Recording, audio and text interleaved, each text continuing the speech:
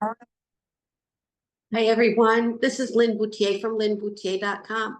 I'm a certified trauma recovery coach, and I'd like to welcome you to episode number 5 of my ongoing series. It's a new series. It's entitled Catching Myself Feeling Good. And this is a series that I started just days ago for the purpose of helping people who are trauma and abuse survivors, or just anyone who happens across my channel, to be truthful with you. It's for everyone. But it was intended, it was designed for people who are trauma and abuse survivors that need to or want to learn how or retrain their brain how to recognize when they feel good. Some of us got into such a pattern, not because it was our fault. There's nothing to be ashamed of about this, but some of us got in the habit of feeling anything but good, because we can get stuck in rumination, we can be dissociated, we can be caught in fight, flight, freeze, fawn, or other combinations of those autonomic nervous system trauma responses. But the whole point of any of that stuff is, yes, it's what our body's designed to do, but does it feel good? No, it does not feel good when it's happening. Is it keeping us alive? You bet. Yes, it is. It does serve a purpose. Autonomic nervous system responses to trauma are not bad, faulty, shameful, malfunctioning, or broken signs in you. But when we get used to them, we don't feel good.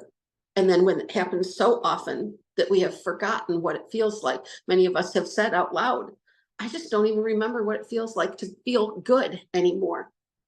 Well, that's why I started making these videos. Now, just as an aside, this is kind of a funny thing. I don't know if you've ever done it, but it's worth doing it if you have a couple minutes. You just make a Google search for these 2 words, feeling good. It is amazing what comes up. And there again was another way that I caught myself feeling good. I looked at the first thing that came up was a song by Nina Simone. Another thing that came up was a very cool a website by a doctor. And it's the Feeling Good podcast. And that is the work of David D. Burns, MD. Another thing that came up was Michael Bublé's song, Feeling Good. A question, what is feeling good to you? Let's see, a whole bunch of stuff. There's David Burns, it's a book on Amazon. It's called Feeling Good, The New Mood Therapy. Again, David D. Burns. Just want to make sure I got that right. Yes, David D. Burns, MD. And let's see what else there is. And I adore Nina Simone. I could listen to her all day. My favorite song by Nina Simone is Backlash Blues. But I absolutely love, and this is one of the things that I was suppressed from ever hearing in childhood. We never even heard of Nina Simone. It was something that my parents, I'm not going to get into it now because this is a video about feeling good, catching myself feeling good. But when I discovered how amazing Nina Simone was, and then I realized, oh my goodness, that was kept out of our listening when we were kids. And I can't tell you how many times I have listened to her performance of Mississippi Goddamn. And that song, first time I ever heard it, I literally felt goosebumps. I felt electrified. And it is a beautiful song. And it is written about what we're talking about today. It is written about people who have gone out of their way to make sure that certain people in society cannot feel good. And I'm so glad that that beautiful song was written and it was performed. And if you listen to a live performance of Nina Simone, you will, or watch one of her, a segment of one of her concerts, you will see that that song gets requested. And my favorite is when it's the last song of the night. It's the very last song. And it's just a very, very, very, very cool thing. that someone wrote that song, and then Nina Simone performed it. And then I don't know if she wrote that song. I never checked. I don't believe that she did, but it's very possible that she did. But it's an incredible song, and I just absolutely love her version of it. If it wasn't written by her, I have to check that out. But anyways, back to the topic of catching myself feeling good. I'm going to tell you what happened to me. Yes, excuse me, not yesterday. Yesterday was Sunday. This happened Saturday. I had to go to my local library and I had to print off some information because I'm in school now, and there's a guidebook that has to be printed off on a computer. And I went to do that. And as I was walking through the door to go into the library, I was feeling okay, but I had been trying to print off the 78-page book at my house. And I could not get my printer to cooperate. It just would not do it. So finally, I'm like, okay, fine. We're just going to have to get in the car, go to the library. It's only about 2 miles from my house. But when I got there, I was not in the best of moods. And I walked through the door, and in the vestibule, they've had this for decades. Our library, like many others, has multiple bookshelves in the vestibule, and there's a couple carts, library carts, that have videos and more books on them, and they're all for sale. And you can get a great deal on, you can buy a DVD for $1. You can buy a Blu-ray for $1. You can, I think are completely done with cycling out their VHS movies for kids and things like that now. I think that happened long ago. But they have different sections. So they've got a fiction section, they've got a fiction section, and then it's for tweens and then children's books. And so I always hit the nonfiction side on the right when I come in. And oftentimes there's nothing there that's jumping out at me that needs to be a book that comes home with me. But paperbacks are 50 cents. Hardcover books are $1. And there was a book this time that jumped right out at me because I think about 2 weeks ago, I already purchased this book, but I did not get it for 50 cents. But anyways, it's a book that I already have, and it's called Daring Greatly by Bernay Brown. And it is a wonderful book. And one of my favorite things about this book, I have not read the whole book so far, but it covers topics such as shame and perfectionism. And this is the list in the front of the book about books also written by Bernay Brown are The Gifts of Imperfection, I Thought It Was Just Me, But It Isn't, and Rising Strong. So Bernay Brown has written this book, and I'll read the chapter, the table of contents to you. What It Means to Dare Greatly, My Adventures in the Arena, Scarcity, Looking Inside Our Culture of Never Enough, Debunking the Vulnerability Myths, Understanding and Combating Shame, The Vulnerability Armory, Mind the Gap, Cultivating Change and Closing the Disengagement Divide, Disruptive Engagement, Daring to Rehumanize Education and Work, Wholehearted Parenting, Daring to Be the Adults We Want Our Children to Be. And then at the end is Final Thoughts, the appendix, Practicing Gratitude, Notes and References, Index, and Reading Guide. So this is a very, very packed full of information book. And the first time I heard about Bernay Brown was through watching one of my favorite practitioners online. His name is Jerry Wise, and you can find him at jerrywise.com. If you want to watch his videos on YouTube, just type in the name Jerry Wise, W-I-S-E. He spells it J-E-R-R-Y, Wise. And he is a practitioner of Bowenic family systems. And if you're interested in learning about Bowenic family systems, you can find that at theboweninstitute.org, I believe it is. And or you could just type in a search for the Bowen Institute. It will come up. It's B-O-W-E-N. and that is the work of Murray Bowen. He is no longer alive, but his work, his work lives on through many people, including Jerry Wise and a whole host of others. But if you watch or listen to Jerry Wise for his podcast, you will hear again and again and again the name Bernay Brown come up. This is the Bernay Brown that he is speaking about.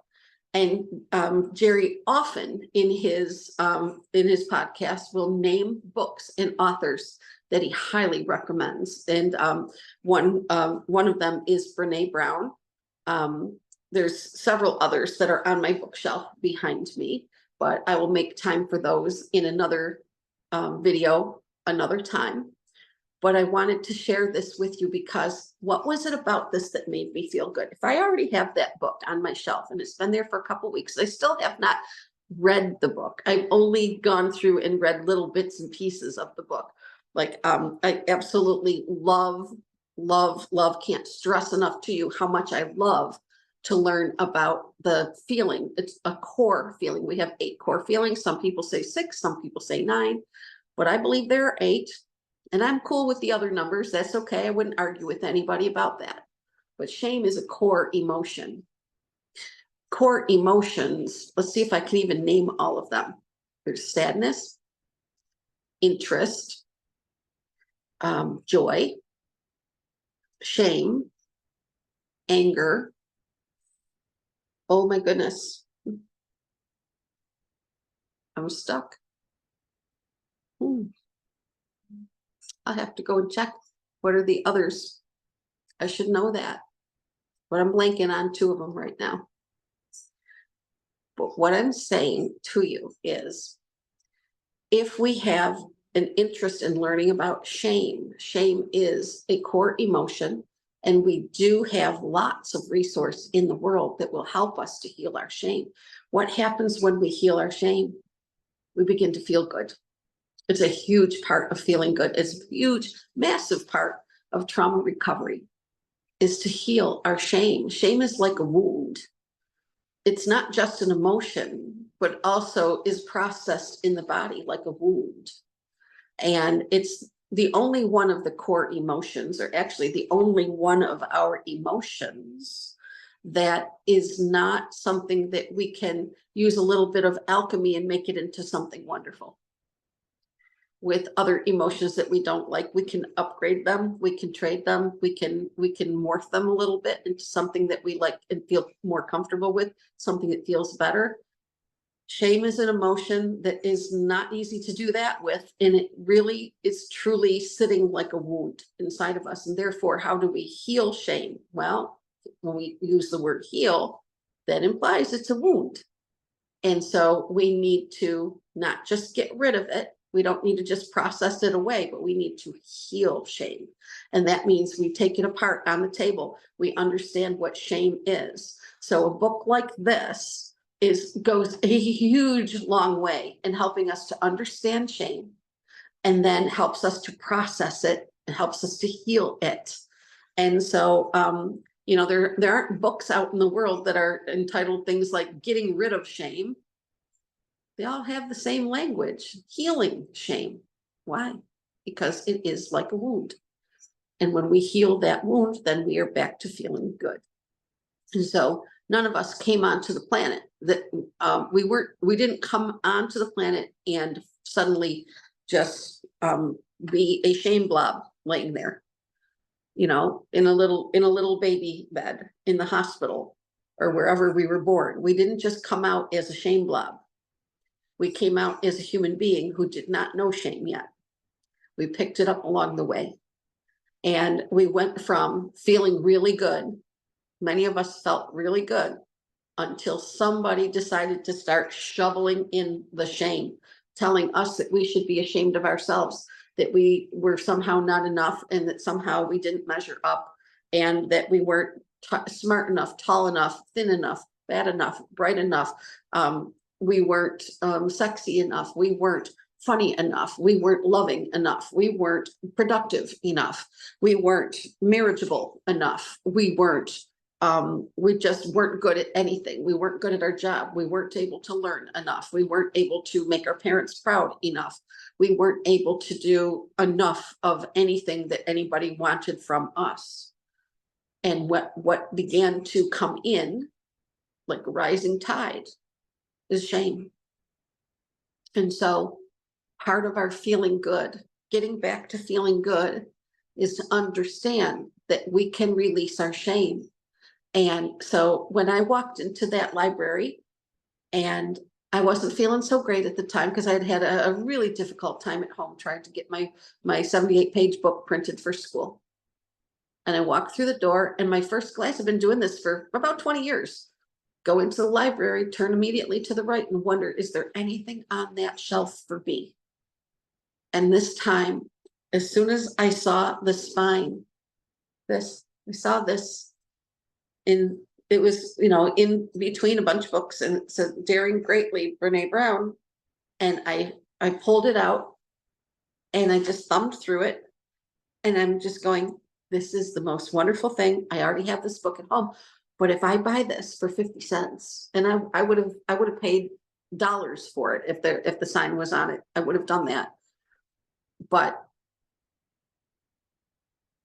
I get to take this book home, and now I have a copy for my shelf and a copy to loan out to my clients. All of my clients, when they're at my home, are told, feel free to look at my little library. If there's anything there that you want to read, you may borrow it. And I don't care how long it takes you to read a book.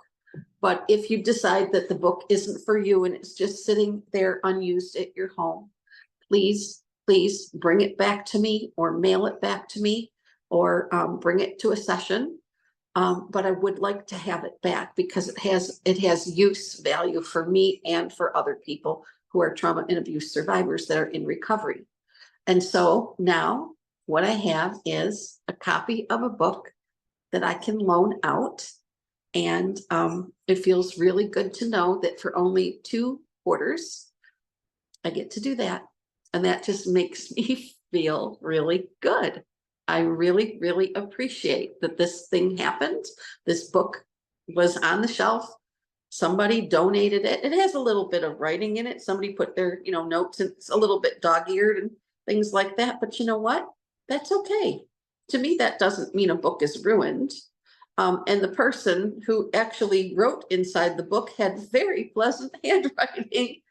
And I like it when somebody underlines parts of a book, because even if I wasn't catching how important that is, if it wasn't marked, I wouldn't be catching how important that is possibly.